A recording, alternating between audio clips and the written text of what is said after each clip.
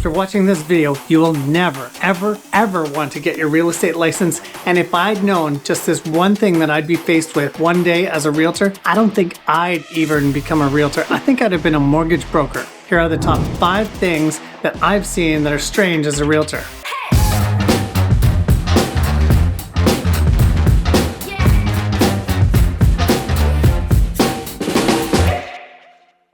Before we get into that list, make sure to hit that subscribe button, turn on the notifications, give us a like, and put in the comments below the strangest thing that you've seen in our house or real estate. Okay, so number 1 is a common one. Carpet in the bathroom. Well, this might not be a shocker, as we've all seen the real estate memes. I've actually lived in one home that I rented. It was a waterfront home, and it's literally probably worth about $5 million right now, and it had emerald green carpet in the bathroom. Now, when I was renting it, I was living there with 22 to 25-year-olds, 4 of them. Thankfully, the roommate that I shared that primary bathroom with was a neat freak, just like me, so we didn't have to worry about it too much. However, it's really not my favorite thing. As a matter of fact, there was a jacuzzi tub in there, and you'd get out of this and you'd step onto the green carpet. It just didn't make any sense at all. Another strange thing that I've seen, I was about to host an open house in a brand new custom home in Fairfield. Never been lived in. There's a handful of people that might have had keys for the home still. And as I walked in to turn on all the lights about 5 to 7 minutes before an open house, I noticed that one of the bathrooms, there was literally a pile of illegal drugs all ready to go, like they were hosting some sort of 80s disco theme party in the house last night. So that led me to check all the other rooms and make sure that there weren't any party goers passed out. And I happened to find one staged bed that was no longer staged. It was all in state of shambles, and there were some garments left there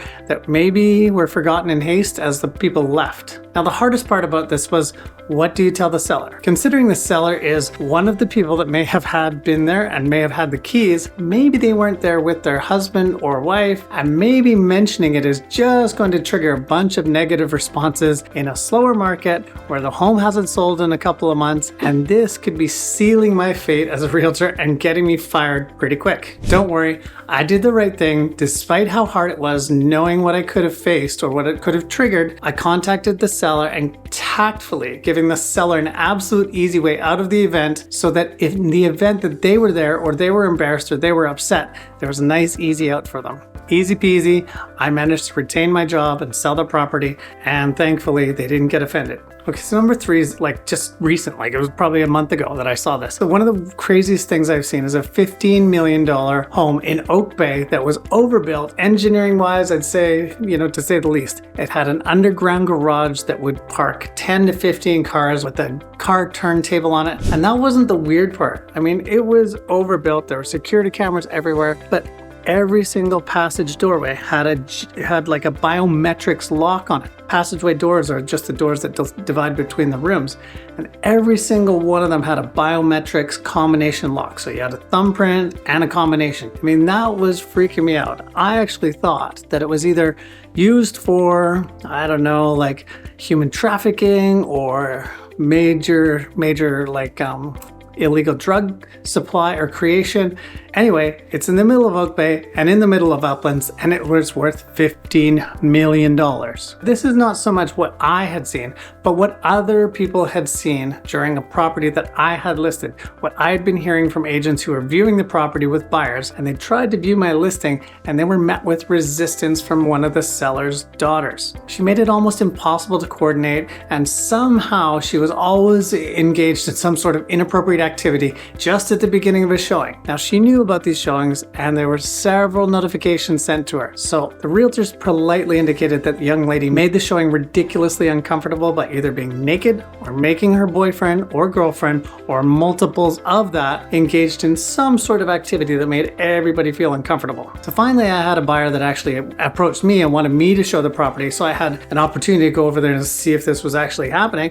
Thankfully, it wasn't happening in the time that I got there. However, However, there was plenty of evidence from toys and ropes and other things that certainly got the attention of the potential buyer, including, again, another pile of illegal drugs, just like the number 2 thing that I'd seen. Needless to say, I actually walked away from that listing. I didn't want to get involved. I certainly didn't want to call the seller and tell him all the antics of his daughter. I just simply said it's not a good fit. For the 5th and final one, let me set the stage a little bit. Now, there are loads and loads of homes that I go into that have certain smells, present in a certain way. Maybe come off as something evil might be lurking around the next corner. Fortunately, based on my experiences, I typically am the first person to enter the basement, turn on all the lights, open any closed doors, and otherwise protect my clients, even sometimes from irrational sellers. But that's not exactly how the last one went. For this last one, I was shopping with my aunt, who didn't end up buying a house, which sometimes happens.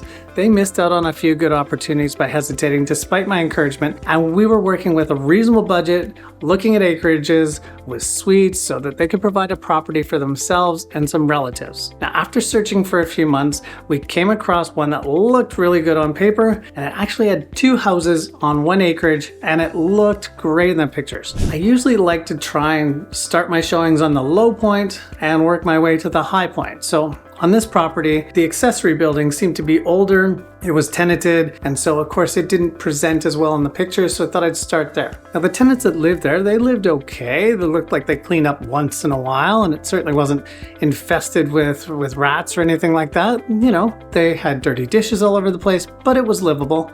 And again, knowing that it was a secondary property, that was no big deal. So after that, we approached the main house. Things were looking good. There was decent curb appeal. The seller had just left the door open, like half open. All the lights were on just to allow us to do the showing. They must have gone for a drive or something. That was the instructions, that there was no lockbox and that just to walk in. Now, they may have gone out, and I approached the front door. I could see through the screen door. Brand new nice Apple laptop, wide open, custom living room table. Things were looking good. It was bright, it was open. I think this might be the one. But 1 foot away from the door, an overwhelming smell. A smell that, after seeing thousands and thousands of homes, I have never encountered in my life, came over me and stopped me in my tracks. I literally turned around to my clients and I said to them, with a smile on my face, "I've never found a dead body, but today could be the day." That stage, I almost felt like it was my obligation to see that wasn't in fact what was going on in there, and just in case we had to call the coroner or something like that. And so I thought I'd enter the property. I took a quick look around, couldn't find anything, but it was the proverbial cat lady house. There must have been 30 cats in this house, and the smell was coming from the rotten cat food tins that were left in various parts of the house.